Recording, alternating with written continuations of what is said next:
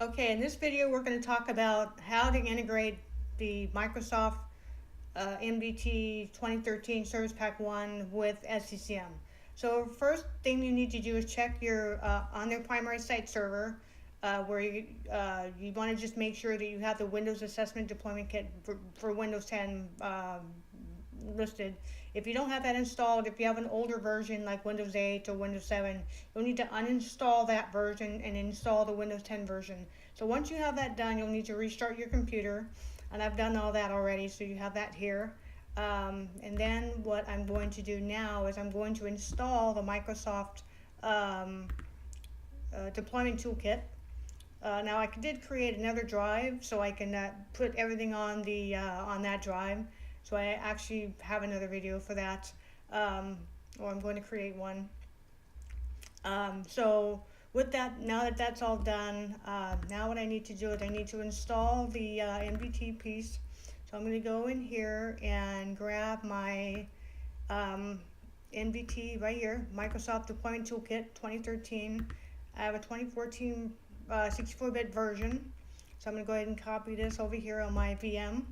Now this is all being done on a virtual machine, so it's not going to be the fastest thing in the world, but it'll at least give you an idea of how to do the installation. So the first thing you want to do is go ahead and double click on the MSI, and you'll want to click on next. And of course you want to accept the license agreement, next, and then go ahead and click next on that. It's going to install on the root of the C drive, which is fine. Actually I want to put it on the other drive, this one. So I'm going to put it all on the F drive, so that for space purposes I'm just going to put it all there. So I'm going to go ahead and do that. I don't want to go ahead and participate in the customer experience program, so just go ahead and click on next unless you want to, and then just click on install. But for the most part you're going to want to put this on your C drive, but I don't have enough room on my C drive right now, which is fine, so I'm putting it all on the F drive that I created. So with that, now that's installed, so the first thing you want to do is go into the MDT, because you're going to go into the workbench, because now you're going to want to create a deployment share. So let's go ahead and double click on that, and this will come up.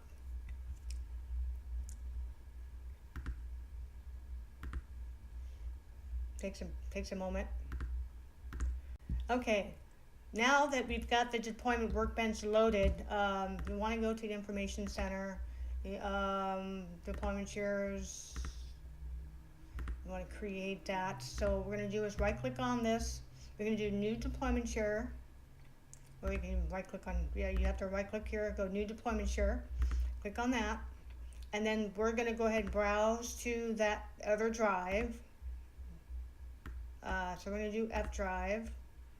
And there we go, F drive. That's where we're going to put it.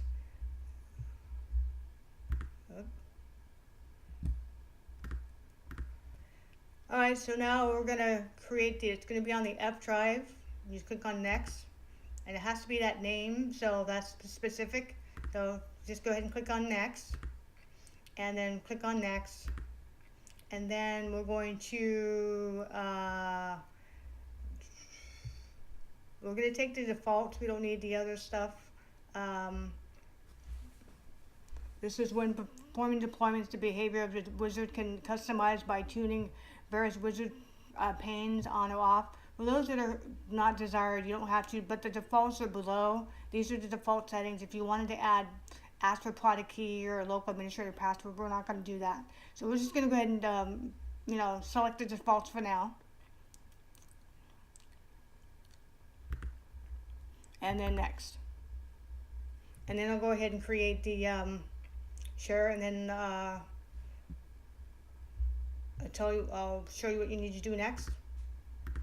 Okay, once it's finished, you'll get to this, everything succeeded successfully. You'll finish.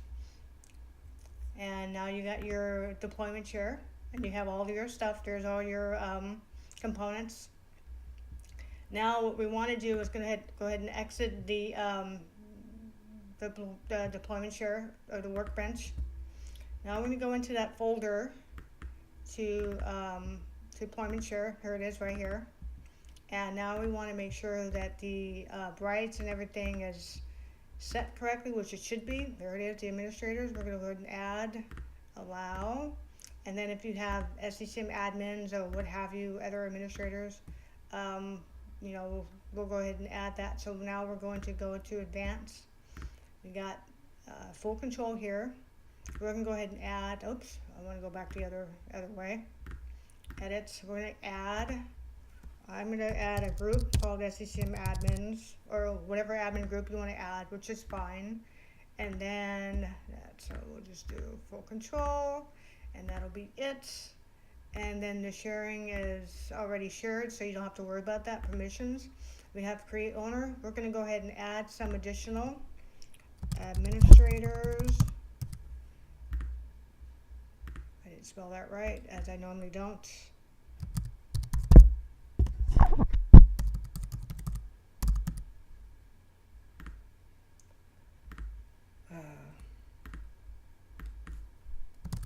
Guess my typing today is not the best.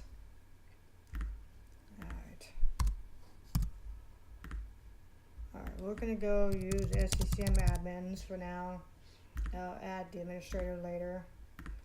Alright. There we go. So we got that. The SCCM admin group has the administrator in there anyways. So we'll just go ahead and do that for now. So now we got the permissions set. So the first thing you want to do to integrate, one of the things you want to check when you're integrating, when you launch the Microsoft System Center SCCM console, I'll show you what happens, what it should look like before, and then I'll show you what it looks like after you integrate MDT.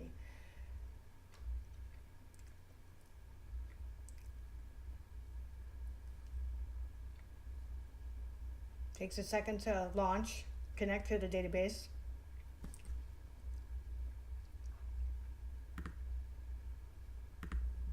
Alright, so what you do is go to the software library. One of the two areas that you'll see change after I integrate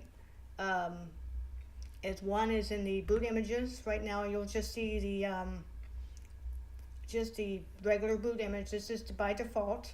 Task sequence, you'll actually see another. Right now this is just an OSD task sequence. This is an OSD boot image, and those are the two areas you'll see some changes once we integrate the MDT. We're going to go ahead and exit that out, and then we're going to go to the there it is. See, it says configure config manager integration. This is new, so you just click on this, and then we're going to go ahead. So since it's not installed, it gives me the option to install, so I'm going to go ahead and let it install. So that's what you need to do. Add the MDT console extension, and then add the MDT task sequence. So it's going to do that, and then your site code and your server name. So if you have multiple primary site servers, just make sure you indicate what primary site server you want this to be added to. If you have a central site, you don't need to add it to the central site, but primary site minimum, you need that there. Click on next